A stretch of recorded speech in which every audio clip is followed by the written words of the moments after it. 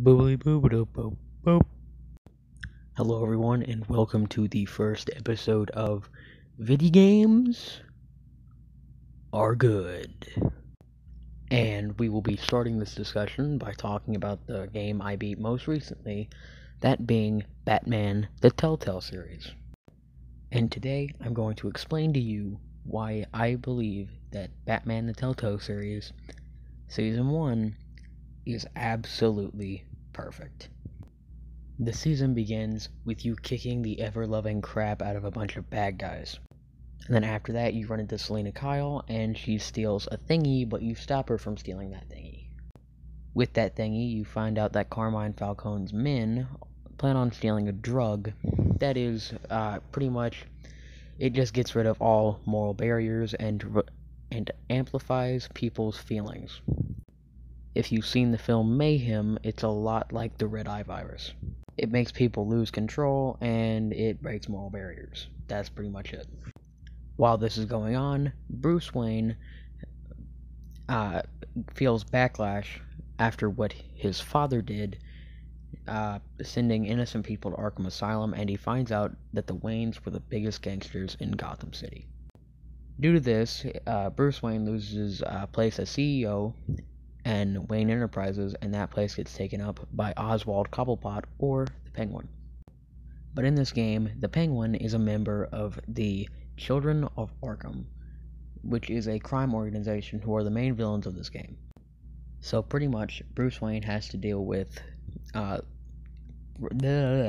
Bruce Wayne has to recover from his father, and then Batman has to stop the Children of Arkham.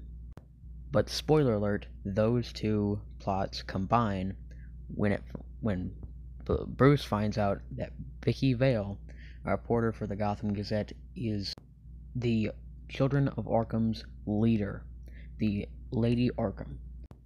So, that is a very basic recap of what happens in Season 1, and with that information, I'm going to tell you as to why it is perfect. For starters, it brings in a bunch of characters from the comics, like Vicky Vale, Harvey Dent, Oswald Cobblepot, Lucius Fox, and many more. And Season 2 brings in more. In this season, we are introduced to the Joker, who will be the main antagonist, spoiler alert, for Season 2. Or in this game, his name is John Doe, or at least that's what people call him.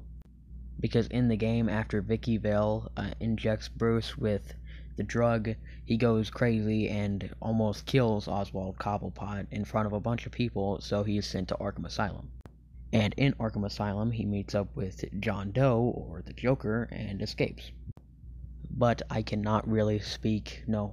speak on Season 2 because I have not played it and I hardly know what goes on. All I really know is that Joker is in it and he is the main antagonist. But I guess I'll just have to find out what happens when I finally get around to that game. But anyway, the first part of why this game is perfect is all of the comic characters. The second part is the story. The story is absolutely phenomenal. I'm just explaining it really poorly because, I don't want to spend 20 minutes explaining the story of Batman the Telltale series, which I'm totally willing to do, but I just don't really feel like doing that right now. That is one of the main reasons why I recommend you watch like a YouTube video or, besides this one, like a playthrough of the game or play the game for yourself so that you understand the story completely, because I am explaining it really poorly. But yeah, reason 2 is the story.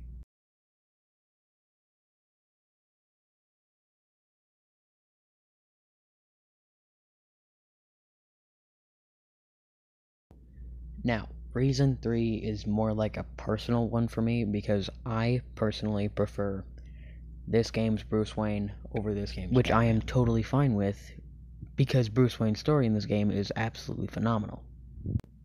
Yeah, sure, the Batman one is also really good, but the Bruce Wayne one is so amazing. But from what I have heard so far of The Enemy Within, which is Season 2 if you're not aware, it does have a lot more Batman in it, but still a lot of Bruce Wayne. So, I can't talk on that because I've not played it yet. But I will when I do get the game, which I don't have it yet, so I can't play it. on top of this game being absolutely fucking phenomenal, it is on every console, including mobile. And on a majority of consoles, the first chapter is free, but you do have to buy a season pass, which is $15. But on Switch, not even the first chapter is free. The whole game is just $15, which is totally fair, and that's how I bought the game. But if I really only had one complaint, it would be this, and it's really only something that happened to me, and I doubt it happened to many other people. But I played Chapter 1 on PS4, and then I beat the game on Switch.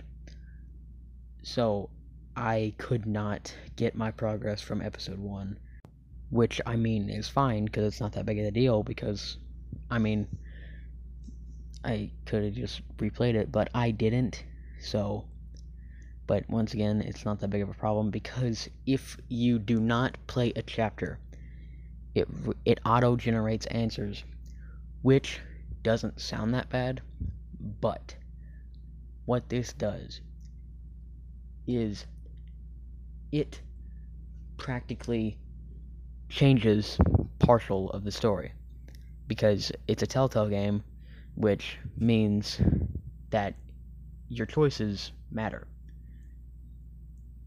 And so, yeah, that does kind of suck, but that is literally, like, my only complaint. And on top of that, this game is pretty cheap. Like, it's $15. That's not that much.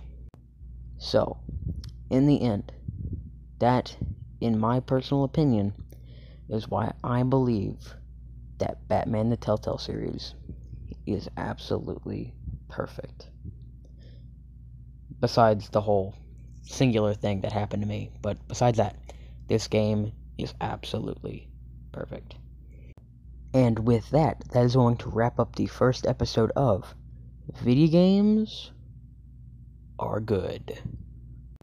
Thank you all so much for watching, and the next video that I'm going to make on this is probably going to be on Spider-Man PS4. So, or The Enemy Within. I don't know, whichever game I decide to do first. I've already beat Spider-Man PS4, so I'm probably going to end up doing that one first. But I will see you all the next time, no matter what game I do. I'll see you all next time on Video Games Are Good.